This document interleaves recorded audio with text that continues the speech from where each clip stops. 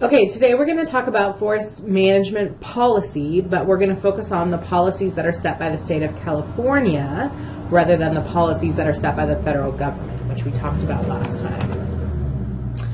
So, in California, we have many lands that are owned by the federal government, U.S. Forest Service lands, and those lands, as we said last time, are not subject to California law, but instead are managed under environmental regulations set by the federal government and U.S. Forest Service policy. But all the other lands in California, those lands that are either owned by the state government or are owned by different private entities, nonprofits, etc., are managed according to California state law. And for those areas that are zoned as forest land, forest management land, which if you're zoned as forest management land, you have certain tax breaks compared to just being zoned as like residential land or urban commercial land. And those lands are regulated under the 1974 Zeeberg-Niedjili California Forest Practices Act, which everyone just calls the California Forest Practices Act. And this act said that the goal of maximum sustained production of high-quality timber products should be achieved while giving consideration to values related to sequestration of carbon dioxide, recreation, watersheds, wildlife, range and forage, fisheries, regional economic viability, employment, and the aesthetic enjoyment of these lands. So just kind of like the MUSIA, if you remember the Multiple Use Sustained Yield Act, told the Forest Service that they needed to be considering multiple uses of forest land. This law told managers of private and state land in California that they can't only be focused on growing trees, but they need to be considering all these other multiple uses of the forest land as well. And in addition, it said forest managers must provide for the protection of the soil, air, fish, and wildlife and water resources that are contained within the forest lands in the state of California. So again, a multiple use perspective on managing our lands. So there's a lot of ways that it stipulated that people managing these lands would need to go about achieving these goals. And one of the first things that it did is it established the California Board of Forestry. And this is a state government agency that writes laws and oversees forest management through another agency, related agency, that used to be called CDF, or the California Department of Forestry, but has been rebranded in the last few years as CAL FIRE, because the job of this agency has increasingly become to work on fighting fires in forest lands in California, as we've had so many more big fires to fight. So it kind of set up this regulatory board, and then it said what you need to do if you want to be doing timber harvesting on private or state land is that you need to write a timber harvest plan. And a timber harvest plan, it said, is something that you will write instead of writing an environmental impact report, which is what is required if you want to do some big project on other kinds of California non-forest lands. So if you were going to build a big supermarket adjacent to a marsh or something like that, you would have to follow the regulations of CEQA, the California Environmental Quality Act, and you would have to write an environmental impact report about how this construction project would be affecting birds and nesting and water quality and other things like that. But instead it said, since the requirements and the concerns about timber harvest and timberlands are all very similar, let's set up a specific process that people go through that, well, they'll file a timber harvest plan rather than an environmental impact report, with the idea that they fulfill the same purpose. And you have to file that with the state. It's reviewed by the California Board of Forestry before you can go ahead and actually enact the things that you set out or your goals within your THP or timber harvest plan. In addition, it set up a system where people who were eligible to author and sign off on timber harvest plans would have to be RPFs, or Registered Professional Foresters. And so this is a specific license that you can get if you work in the state of California in forestry. And it said that you have to have that license if you want to be able to write timber harvest plans. And then in addition, it set out some specific regulatory limitations to the kind of harvesting that can be done. So it set limitations on how big clear cuts can be.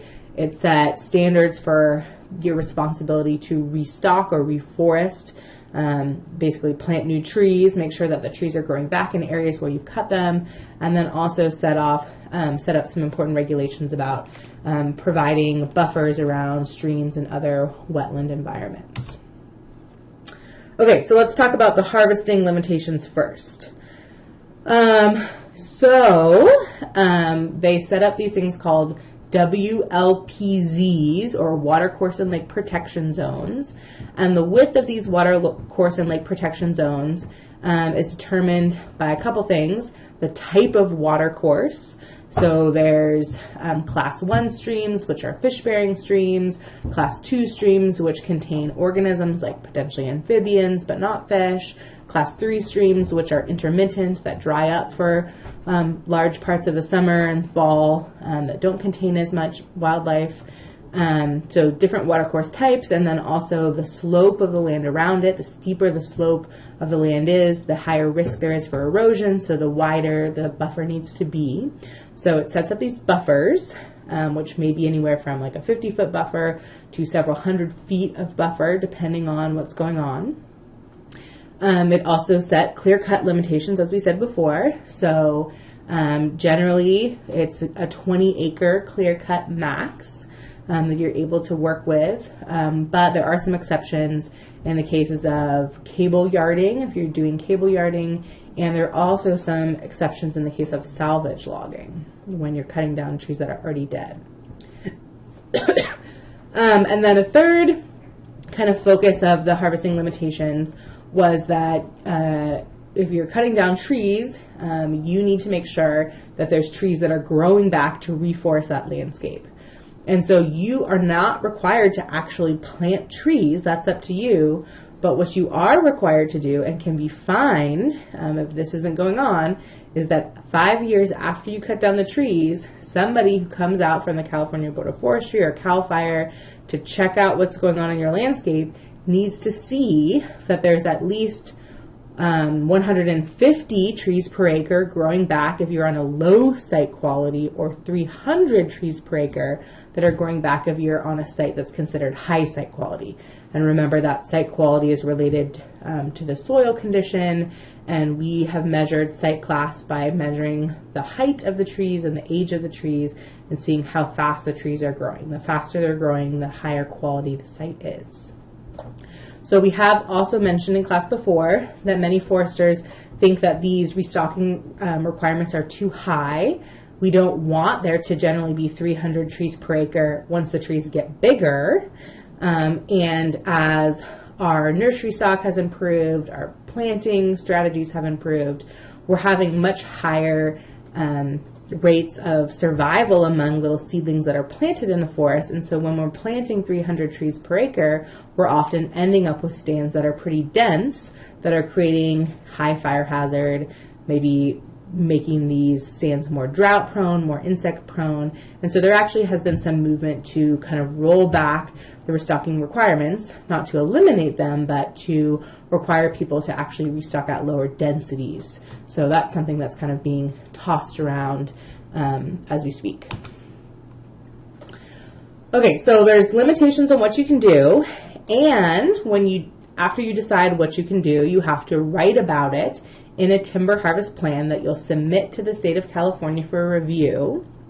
And this is usually something that's a relatively long process. It's usually something that you do over a year or maybe even 2 years. So there's a lot of work that goes into setting up these timber harvest plans. And we're not going to go through all the details about what's in them, but these are often like 100 or 200 page long documents, and they contain different sections. So there'll be a section about just a description of the landscape. This next section, an operational provisional plan. So how are you going to get in? What are you going to cut? What are you going to use to cut it? Section 3 would be more supporting materials and explanations about that. Section 4 is where the meat of the impact assessment is. So how are you going to be impacting water? How are you going to be impacting soil? How are you going to be impacting wildlife? How are you going to be impacting rare plants? How are you going to be impacting recreation opportunities for people in nearby areas, et cetera, et cetera.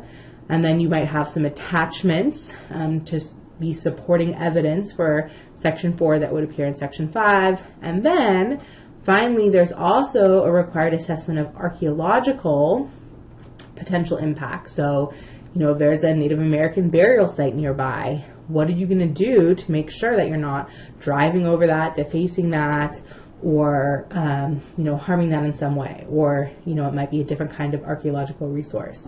And that section is actually kept private, so you submit it to the state, but all the other sections of your timber harvest plan are open for the public to view and review for a period of time, where that section is not considered public, because we don't want public to have access to all the information about where archaeological sites are, because we don't necessarily want people going out and defacing them. And one of the privileges that you have as an RPF, as a registered professional forester, is you have access to learn about where certain archaeological resources are, so that you can make sure you're protecting them. And that is a data set that's not open to the general public. So anyway, as you can see, kind of the point here is that there's a lot goes into setting up a timber harvest plan. Then the timber harvest plan will be reviewed by people from the California Department of Forestry, by the California Department of Fish and Wildlife, by the California Water Quality Control Boards, et cetera, et cetera. And they may send you back and say, hey, we want a little bit more supporting documentation about this, or we need more information. And then somebody from CAL FIRE or CDF will come out and visit your property, do a pre-harvest inspection. We also said these documents will be available to the public, so the public can comment on them for usually a month.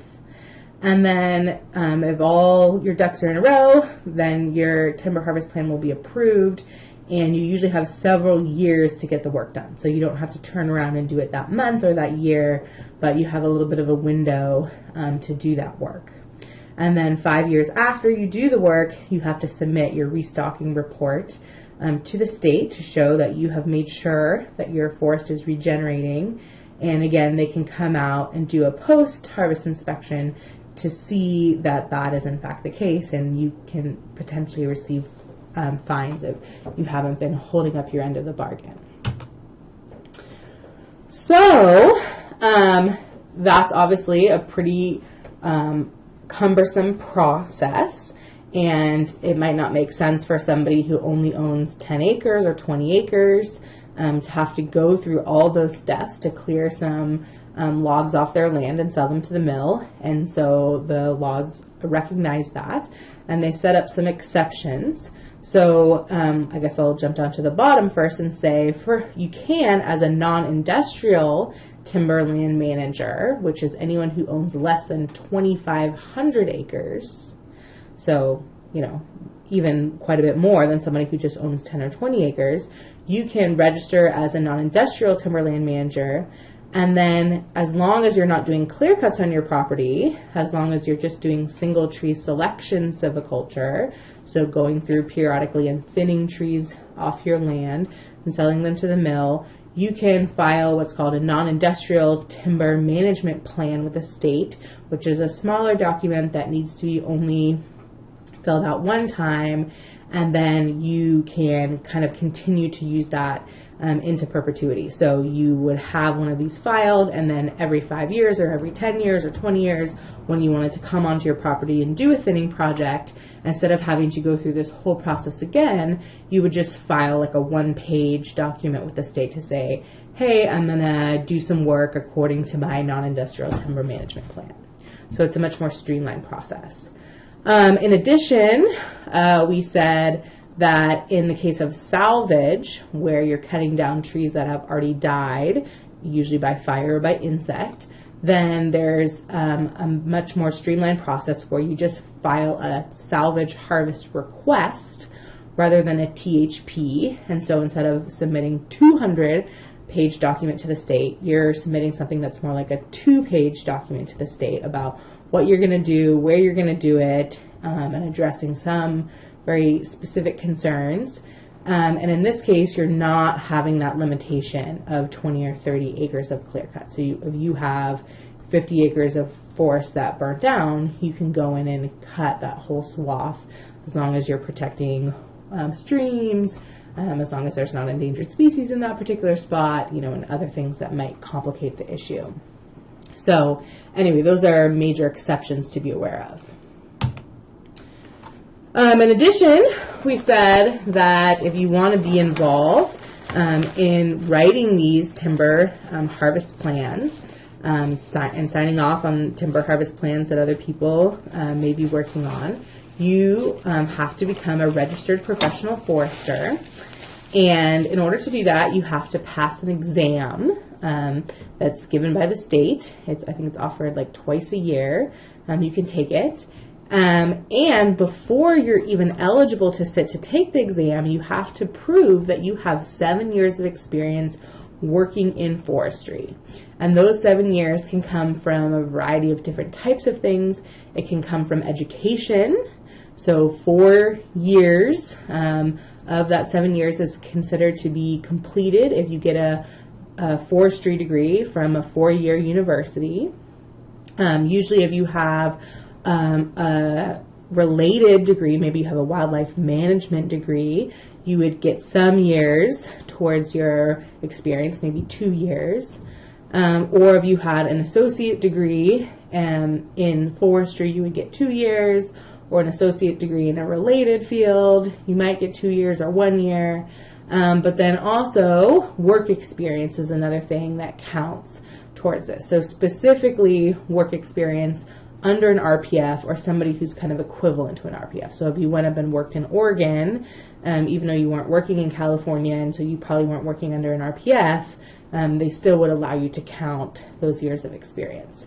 So some of it's kind of set in stone, some of it's a little bit flexible, but basically you need to accumulate through some combination of education and work experience 7 years, so you, by the time you sit to take the exam, really have a lot of experience and a lot of knowledge under your belt. And so this license, this professional license that you're getting, is really showing that you're not just starting to learn about this, but you already have a lot of knowledge that you're bringing to the experience.